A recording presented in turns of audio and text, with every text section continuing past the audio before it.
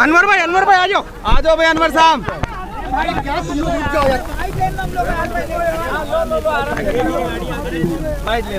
एक छोटी बाइट।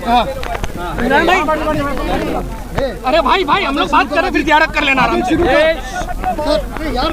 इमरान भाई आज के मुशायरे को लेके क्या कहेंगे इमरान भाई? बहुत शानदार मुशायरा रहा और सबसे अच्छी बात है कि इसका कॉज बहुत अच्छा था।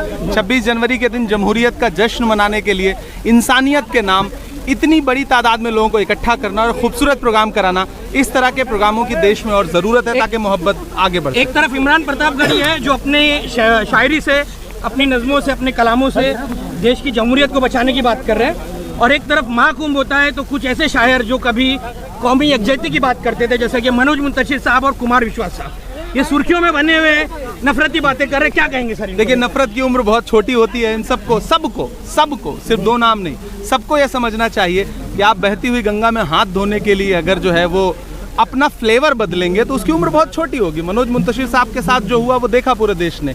उनके अपने प्रशंसकों ने किस तरह से एक फिल्म के नाम पर उनका पूरा कैरियर जो है वो हाशिए पर ला के रख दिया। तो नफरत की उम्र बहुत छोटी होती है, मोहब्बत उसकी उम्र बहुत तवील है। मोहब्बत बांटिए, प्यार बांटिए। आखिर में एक उर्दू शायर इमरान प्रतापगढ़ी संसद तक पहुंच जाते हैं।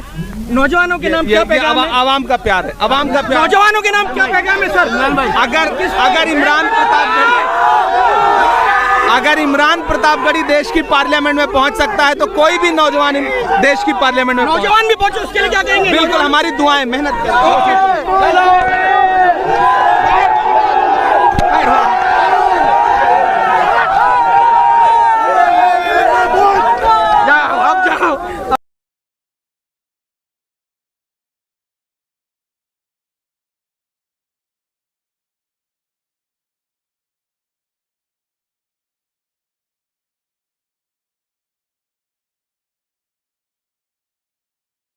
शुरू हुआ है, अब ये सिलसिला बंद नहीं होगा, ऐसा ही चल रहेगा।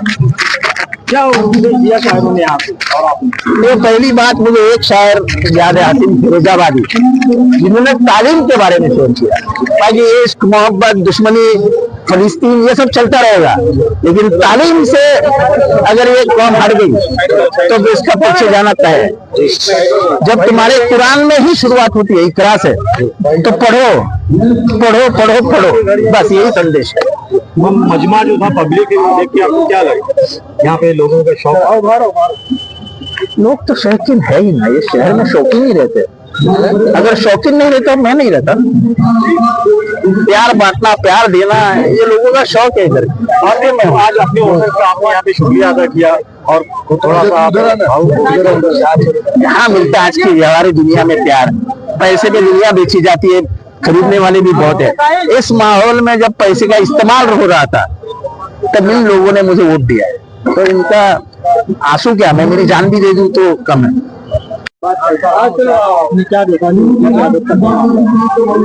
मुमरा हमेशा ही मोहब्बतों का मरकज रहा है, मोहब्बतों का महवर रहा है।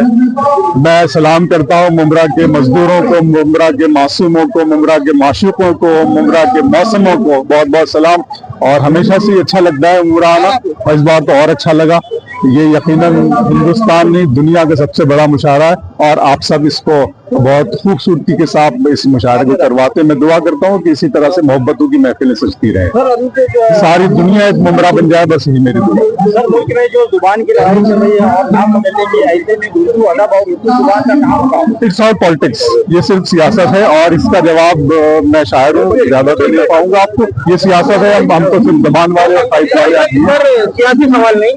जैसे कई उर्दू जबान की जो इस वक्त हालत खराब है, आप देखते होंगे कि अब सेमी इंग्लिश का रिवाज चल पड़ा है, कॉन्वेंट का रिवाज चल पड़ा है। और एक शायर ने शेर कहा था कि कौम के अंदर जो उर्दू को बचा लो, ये कौम की जागीर है, मत घर से निकालो, और इसी को लेकर शायद यहाँ बातें भी हुई। क्या मैसेज रहेगा आपका? मैं आपको एक बात बता दूं, ये शायद बड़ा मुश्किल है ये सवाल, मतलब इसका, लेकिन मैं बहुत ईमानदारी से आपको बता दूं कि उर्दू को हमेशा उर्दू वालों से नुकसान पहुंचा है, ज्यादा नुकसान उर्दू को उर्दू वालों से ही हुआ है। तो आपका ये सवाल उन लोगों को पूछना चाहिए जो उर्दू की खा रहे हैं, लेकिन उर्दू के नाम पर कैंपसेस में और स्कूलों में धूल उड़ रही है। तो हमें चाहिए कि हम अपने बच्चों को कम से कम उर्दू मीडियम से तालीम करवाएं।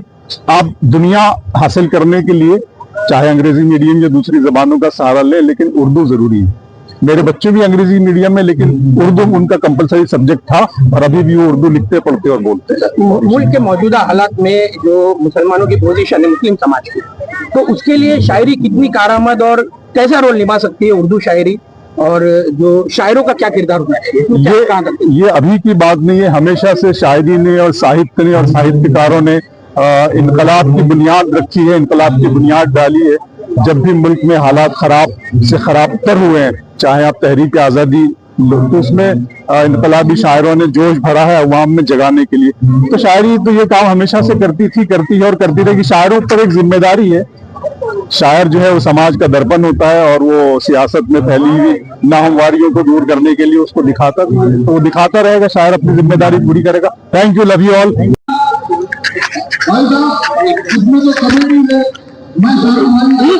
उसके बाद भाई आज आलमी मुशायरा आप आए यहाँ पर, आपने देखा, क्या महसूस किया आपने इस मुशायरे के? नहीं, उर्दू अदब के ताल्लुक से मुमरा पहचाना जाता है और आज का मुशायरा बहुत ही शानदार था। मैंने कई शायरों को सुना, लोगों का मिजाज भी बहुत अच्छा था और बहुत ही शानदार मुशायरा। शायरी और साहित्य जो है वो हमेशा से सोई हुए कौमों को जगाने के काम आती है, लेकिन मौजूदा दौर में हम देख रहे हैं कि इन चीजों का इस्तेमाल अब नफरत फैलाने के लिए भी होने लगा है। क्या मैसेज है ऐसे लोगों को? ये शायरी जब भी आप सुनेंगे तो नफरत नहीं, प्यारी प्रतिभा फैलाएगी, नफरत की राजनीति शायरी खत्म कर देगी। एक मिनट बहुत बहुत धन्यवाद। आप मीडिया के लोग लगा करके काम कीजिए और अपना रीढ़ मजबूत रखिए। Thank you. मैडम, शायरी का इस्तेमाल जिस तरह से नफरत फैलाने के लिए कुछ लोग कर रहे हैं, हाँ। आपने देखा होगा, हम मोहब्बत फैलाने के लिए कर रहे हैं ना, तो बस बढ़िया है, बराबर है। कि आपने ना जात को अहमियत दी, ना धर्म को अहमियत दी, ना पैसे को अहमियत दी।